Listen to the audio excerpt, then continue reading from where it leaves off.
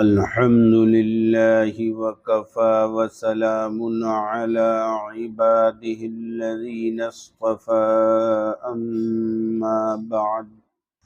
اس وقت کتاب آسان مسائل منتخب بہشتی زیور سے چند مسئلے بیان کیے جاتے ہیں۔ آج کا عنوان ہے جانور کو ذبح کرنا۔ جانور کو ذبح کرنے کی دو صورتیں ہیں۔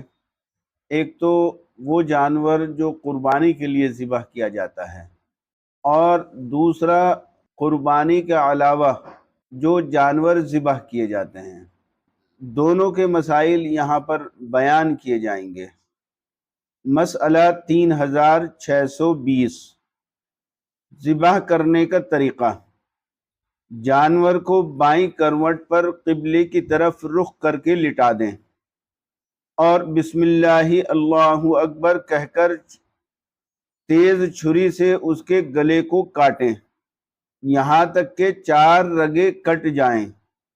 ایک نر کھڑا جس سے سانس لیتا ہے، دوسری وہ رگ جس سے دانہ پانی جاتا ہے، اور 2 شہ رگیں جو نر کھڑے کے دائیں بائیں جانب ہوتی ہیں۔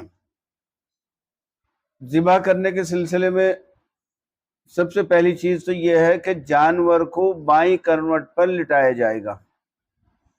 لوگ یہ سمجھتے ہیں کہ جس طریقے سے انسانوں کے لیے سنت یہ ہے کہ جب سونے کے لیے لیٹیں تو دائیں کروٹ کے اوپر لیٹیں، اسی طریقے سے وہ جانور کو بھی دائیں کروٹ پر لٹا کر ذبح کرتے ہیں۔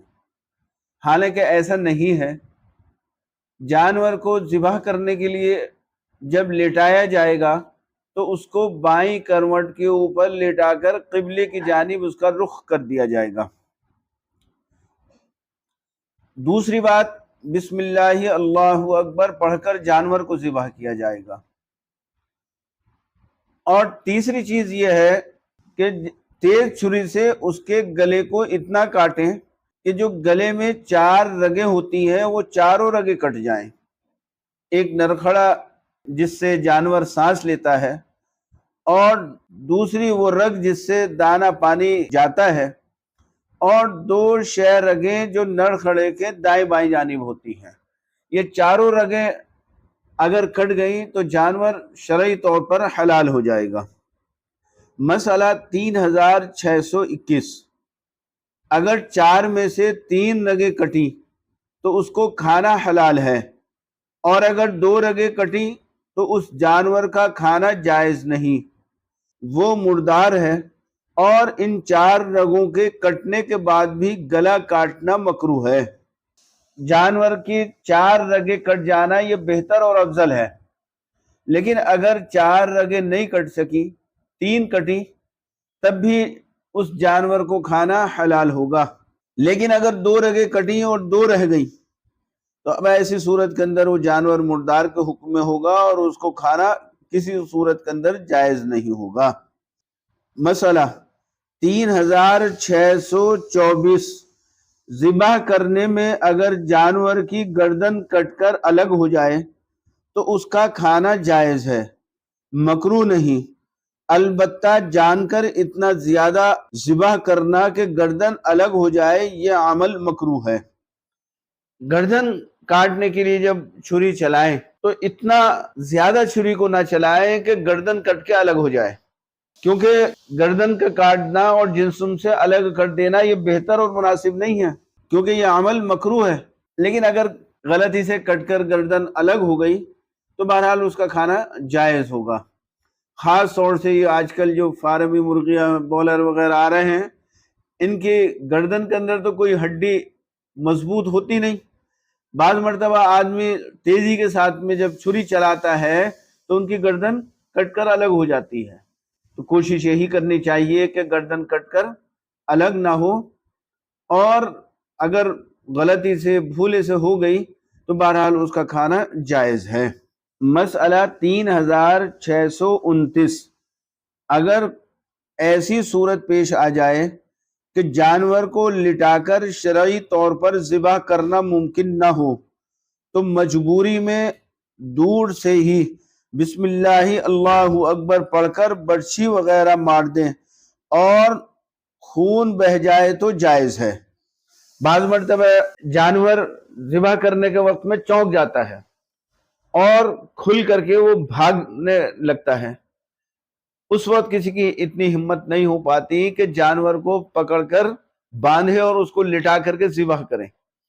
تو جانور کے اندر اگر جنونی کیفیت ہو جائے اور پاگل پن کی کیفیت اس کے اندر پیدا ہو جائے اور اس کو باندھ کر لٹا کر شرعی طور پر ذبح کرنا ممکن نہ ہو، تو ایسی صورت میں اگر برچھی وغیرہ تیز دھاردار ہتھیار بسم اللہ اللہ اکبر کہہ کر اس کے مارا اور وہ جسم کے اندر گھس کر خون کو بہا دے تو یہ جانور بھی حلال ہوگا اور اس کی قربانی جائز ہوگی۔ بعض مرتبہ ایسی صورت پیش آ جاتی ہے، میں نے خود بچپن میں ایک مرتبہ دیکھا کہ ایک پرانا گھر اور اس کا صحن بہت لمبا چوڑا 4 دیواری سے گھرا ہوا، وہاں جانور کو ذبح کیا جا رہا تھا۔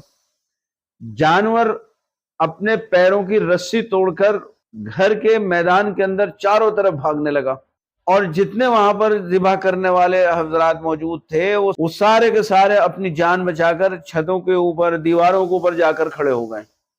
کسی کی اتنی ہمت نہیں ہو پا رہی تھی کہ جانور کے قریب جا کر اس کو پکڑیں اور باندھ کر لٹا کر کے ذبح کریں۔ جب ساری کوششیں کرنے کے باوجود ناکامی حاصل ہوئی تو بندوق لائی گئی اور اس جانور کی گولی ماری اور جانور جب لیٹ گیا تو فوراً جا کر اس کو ذبح کر دیا گیا۔ ایسی صورت اگر پیش آ جائے اور اس طرح سے جانور کو زخمی کر کے گرا دیا جائے اور اس کو پھر شرعی طور پر ذبح کر دیا جائے تو بھی درست ہے۔ اب یہاں ایک مسئلہ کہ آپ کے سامنے عرض کر دیں، اگر کسی وحشی جانور کے یا شکار کے کوئی برچھی تیر وغیرہ جو تیز دھاردار ہو بسم اللہ اللہ اکبر کہہ کر اس کے مارا اور وہ اس کے جسم میں گھس کر خون بہا دے اور جانور مر جائے تو اس جانور کا گوشت کھانا حلال ہے اور اس کو شرعی طور پر ذبح کے درجے میں رکھا جائے گا۔ لیکن اگر کسی شکار وغیرہ کے بندوق کی گولی ماری بسم اللہ اللہ اکبر پڑھ کر بندوق کی گولی ماری اور وہ گولی لگنے سے جانور مر جائے تو اس کو شرعی طور پر ذبح کیے ہوئے جانور کے درجے میں نہیں رکھا جائے گا اور اس کا کھانا حلال نہیں ہوگا۔ تو تیر سے برچھی سے جو کہ تیز دھاردار ہتھیار ہوتے ہیں ان کو اگر پھینکتے وقت بسم اللہ اللہ اکبر کہہ کر پھینکیں اور وہ جانور کو زخمی کر کے مار دیں تو وہ جانور حلال ہے، اور اگر بندوق کی گولی بسم اللہ اللہ اکبر پڑھ کر ماری گئی اور جانور اس گولی لگنے سے مر گیا تو وہ شرعی طور پر ذبح کیا ہوا جانور شمار نہیں ہوگا اور اس کا کھانا حلال نہیں ہوگا۔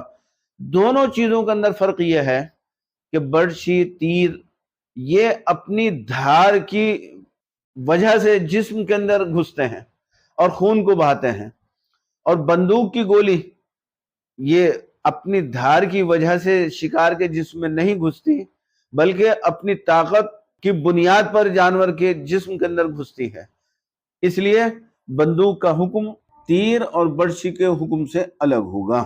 مسئلہ 3630، اگر بھینس کنویں میں گر جائے اور اسے نکالنا اور شرعی طور پر ذبح کرنا مشکل ہو جائے تو بسم اللہ پڑھ کر اس کے جسم میں کہیں بھی ایسا زخم لگا دیا جائے جس سے خون بہ جائے تو اس کا کھانا حلال ہے۔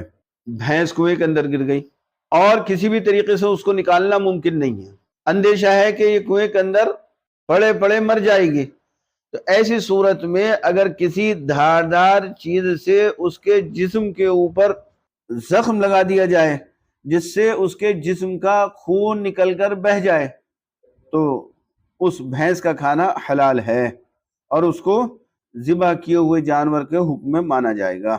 مسئلہ 3633، جانور بیماری کی وجہ سے مرنے کے قریب ہو جائے تو ذبح کر کے اس کا گوشت کھانا حلال ہے۔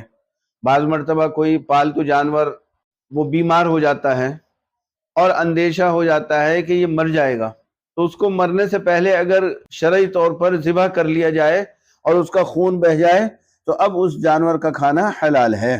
مسئلہ 3634، اگر بلی کے منہ سے مرغی کو چھڑا کر فوراً ذبح کر لیا جائے اور اس میں سے اس طرح خون نکلے جیسے زندہ صحیح مرغی سے نکلتا ہے تو اس کا کھانا حلال ہے، اگرچہ اس میں حرکت کا احساس نہ ہو۔